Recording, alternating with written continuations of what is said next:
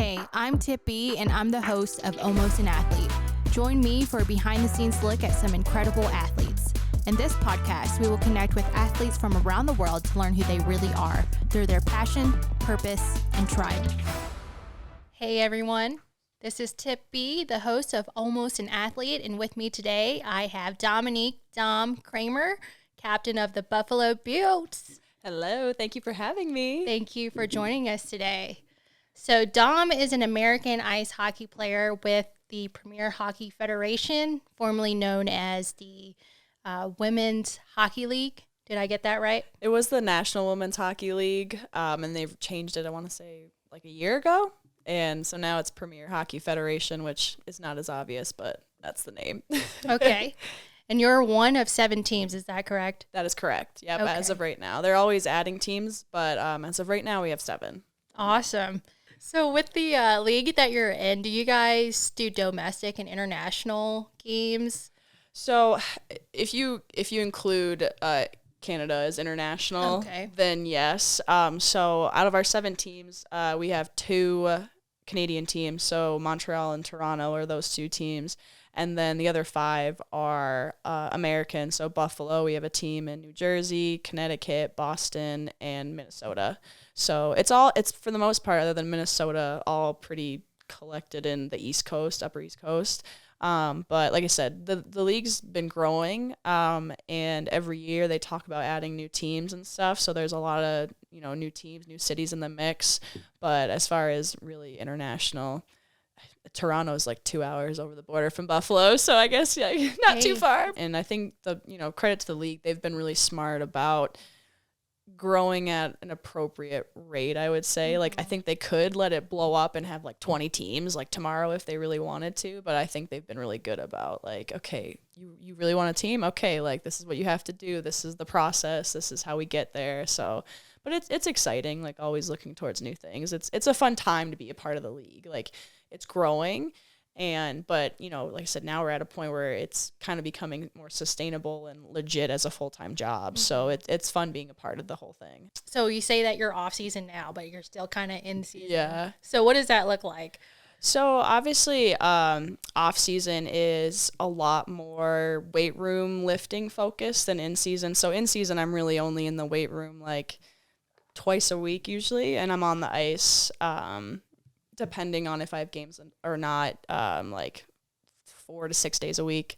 In the off season, so where I'm at right now, I'm in the weight room or doing some type of off ice training, probably like 4 to 5 times a week, and then I'm on the ice twice a week. Tell me a little bit about your childhood. How did you get into hockey?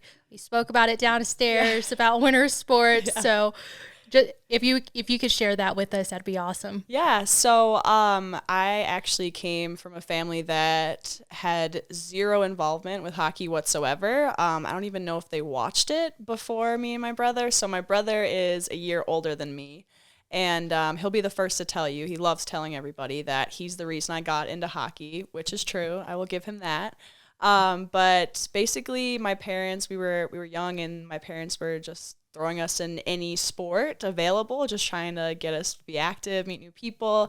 And there happened to be a really good hockey program. We were in Dubuque, Iowa at the time.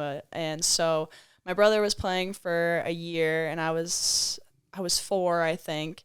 And pretty much I got bored sitting in the stands watching him play. And I was like, I can do that. Like, why am I sitting here? This is boring. Like, I can go with all the boys, because it was an all-boys team, and that's the nature of how I grew up. Everything I did, I was one of the boys, always. And yeah, so I pretty much got tired of watching him play and said, I'm going to go out there and I'm going to try and do it better than him. And so that's really what kind of got me into it. And then, yeah, growing up, played with the boys till I was 13, and that's kind of made me into the person I am today. I'm uber competitive. I love hanging out with the guys, and like everything I do, I'm all in on it. So, yeah, that's kind of the beginnings, I guess, of my story. Right on. Hell yeah, kicking those boys' asses. Oh yeah, always. Someone's got to do it. Right? Same way. I played football with the boys. Like my neighbors were all boys. Yep. Playing with them growing up, and then I think middle school is when they all hit puberty, and I couldn't play tackle football with him much anymore. Yes. Yeah. I was still 90 pounds soaking wet, and they were all like 6'3", Yes. 160 pounds. So Yes. That was like 13. When I was 13, when I hit that, I was like, oh, I'm going to keep going. Like, I'm going to keep playing. And I had one practice where someone decked me, and I was like, I'm good. I'll switch. I'll hang out with the girls for a bit. And my parents too were like, if you're going to survive past age like 14, you need to transition. I was like, fair enough. So yeah, that kind of pushed me over. You played with the boys growing up. Now there's a women's league. What is the biggest difference? I feel like playing with women in women's sports is more intense because we're a lot more emotional. Yeah. Like, we get our anger out hard. Gosh. Yeah, that's like a multi-dimensional question because like there's so many different factors. So I mean, if you look at like a very basic like core difference, obviously the men's game is much more physical. Like, you're allowed to hit, you're allowed to like full on fight, things like that. The women's game is much more finesse, I would say, and I don't want to say more skilled, but like you almost have to utilize your skills in a different way than you would with the men's game, just because they can drop you mid-ice and girls can't do that. But yeah, I would say like the dynamic, to your point, is very different. Like, on the boys teams, if there was an issue, like they would literally just drop the gloves in practice and have at it, and then they'd step off the ice, be like, hey bro, like cool, like whatever, you know what I mean? Like, and girls, it's like there's that constant, drama or whatever, and even on the ice too, like I hate to say it, but like I sometimes it's difficult with like female refs too, because as a captain, I'm constantly talking to the refs about like various calls that they make, or trying to, I'm the liaison between the ref and my coach and things like that. So, and there's just like this innate thing where they take things so personally, and it's like, it's not personal. I just want to understand why you made that call, and that's just something I've noticed that's been different between female and male refs. But that's the nature of the beast, and like it's fine. It is what it is. But yeah, there's definitely some differences, some more obvious than others. But as far as, being on ice, was that something you picked up as a toddler? Like, did you learn how to ice skate before you started learning how to walk? Actually, funnily enough that you asked that, the first time I ever skated, I was 2. And I cried the whole way. I went one lap, and I was like, never again. And then, like I said, I watched my brother do it a couple of years later, and that got me back into it. And so I didn't really skate before playing hockey. I kind of just jumped in, equipment, stick, puck, the whole thing. And, I just never looked back. So that's awesome. I wish I had that skill. I still use a little assistance thing, that's like shaped like a whale at the ice skate rinks. Yeah, the little buggies or whatever. That's me. No shame. How did you get to where you're at now?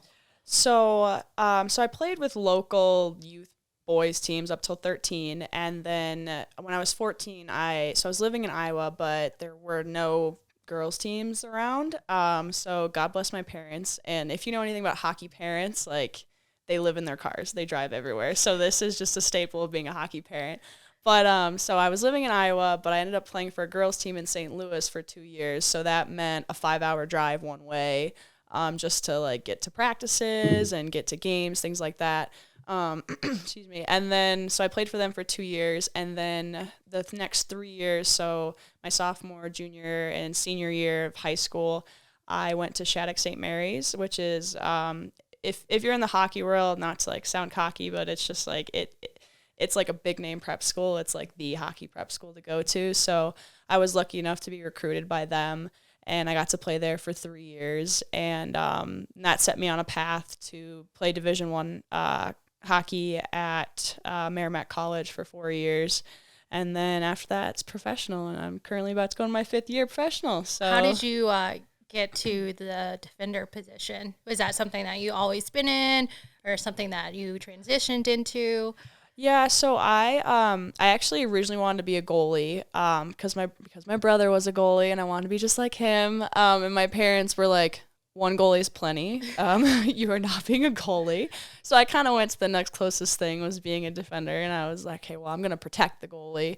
And I really haven't strayed from that position much. Like, I played a little bit of forward. I played center for just a little bit of time for fun. But I've always very much been kind of that defender mindset. I feel like you're the one that takes all the hits, though. Yeah. I do say it's probably the most unforgiving position because it's you're kind of expected to do everybody else's job. The goalie's supposed to block shots, but I'm a defense. I have to block shots and keep the puck from getting to the goalie. And my forwards are supposed to score goals, but I have to help them score goals or give them the puck. You know what I mean? Has there been a game that you can recall as one of your top favorite memories? Gosh, that's a good one. Or most intense or just something amazing. I would probably, my senior year of college, so the first 3 years we had losing season. We were not winning. It was actually a brand new Division I program my freshman year, so I was part of the inaugural team and everything. And so our senior year finally rolled around, and we all kind of walked into that year being like, hey, this is our year. We're going to really take it to them. And we had a winning season, which was great. But the biggest game that I remember was, so we played against Boston College, and Boston College is still a really solid team. But at that time, they were the team. They were the best team in Hockey East in my league, and they were one of the top teams in the country. And my goal, all of our seniors' goal, my senior year was to beat BC because we had never beaten them in our prior 3 years. And so we actually ended up beating them once that year. And it was a 1-0 game. My goalie stood on her head, got a shutout. A defense on my team who had never scored the whole year. That was the one goal she got the whole year, was the BC game. And I just remember all of the seniors came in to the locker room after we won, and we all started bawling. We were crying. And all the underclassmen are what's wrong with them? Are they okay? Is this normal?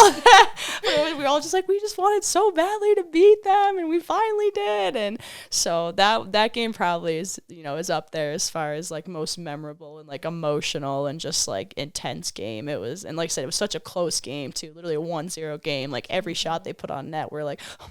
So yeah, that was a great game. Moving forward, so we talk about growing up, playing with the boys, playing recreationally, and now there's lots of pressure professionally, right? So what's your purpose?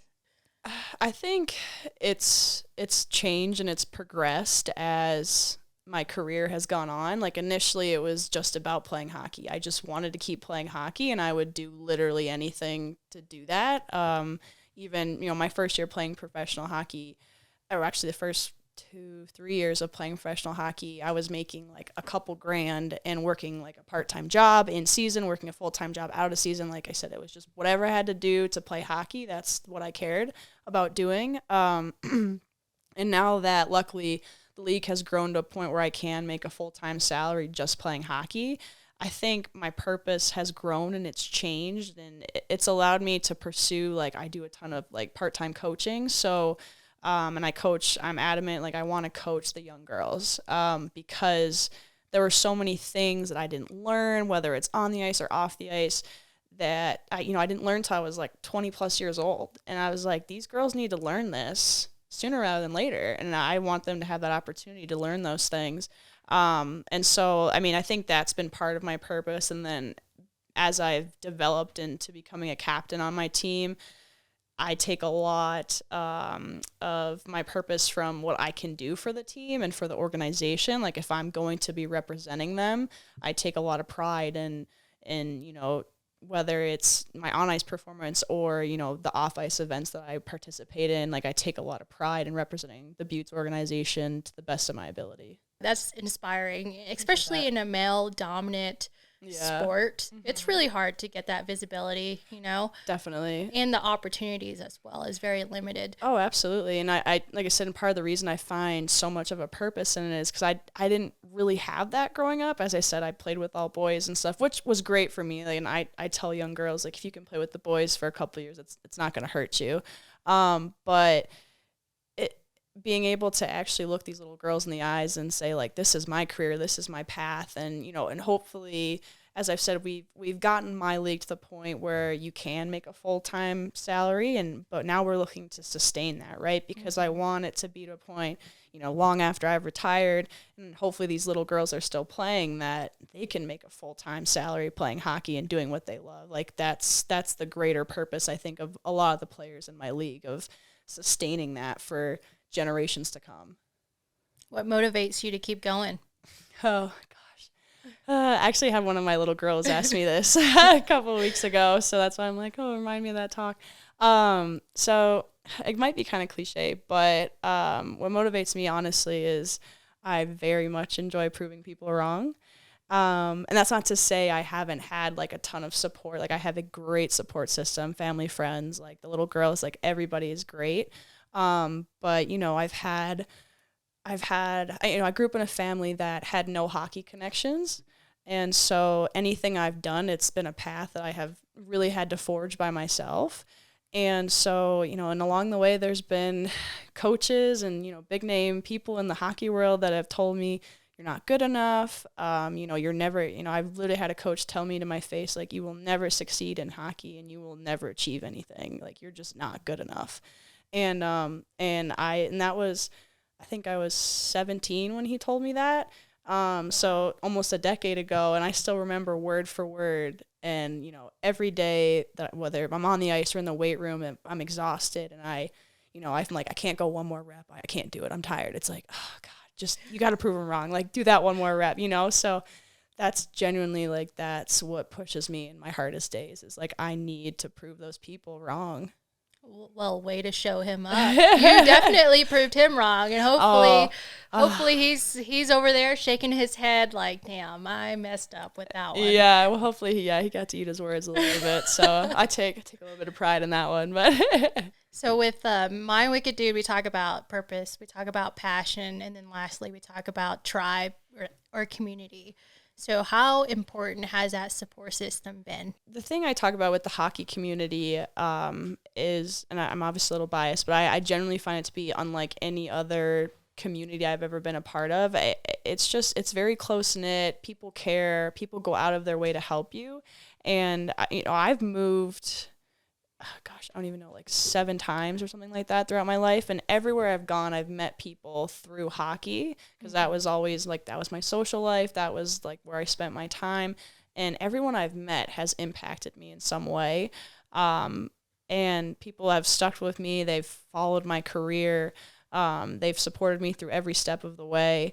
And I think most recently, and I would say probably my most strong supporters are actually, I live in Louisiana now, and I know that's crazy. People are like, there's hockey in Louisiana? And no, there's not that much.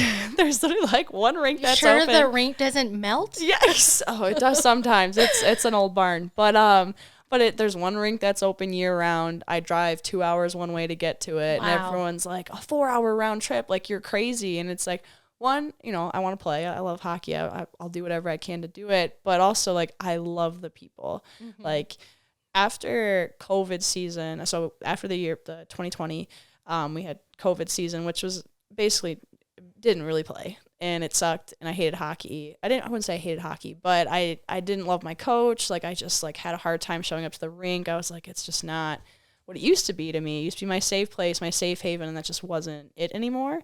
And I give the Louisiana crew credit, because they are truly the people that made me love hockey again. And they're the people that now that we have non-COVID season and have legit seasons, they fly up to watch me play in Buffalo. Like, that's amazing. They take time off from work. They get on these crappy flights up to Buffalo. You know what I mean? Like, dealing with the weather, and they hate the snow, they hate the cold, and they're up there anyways, all bundled up, and like, and it's those kind of people and that situation that just it's humbling. Gives you a little example of that's the hockey community, and that's the support and the fans and friends and family that I have, and that's so I'm that's my tribe. If we talk about tribe, like, that's my tribe. I actually was lucky enough to win number one fan vote of the year, number one star or whatever, and some people have, you know, they're like, oh, like all your fans and everything. And I'm like,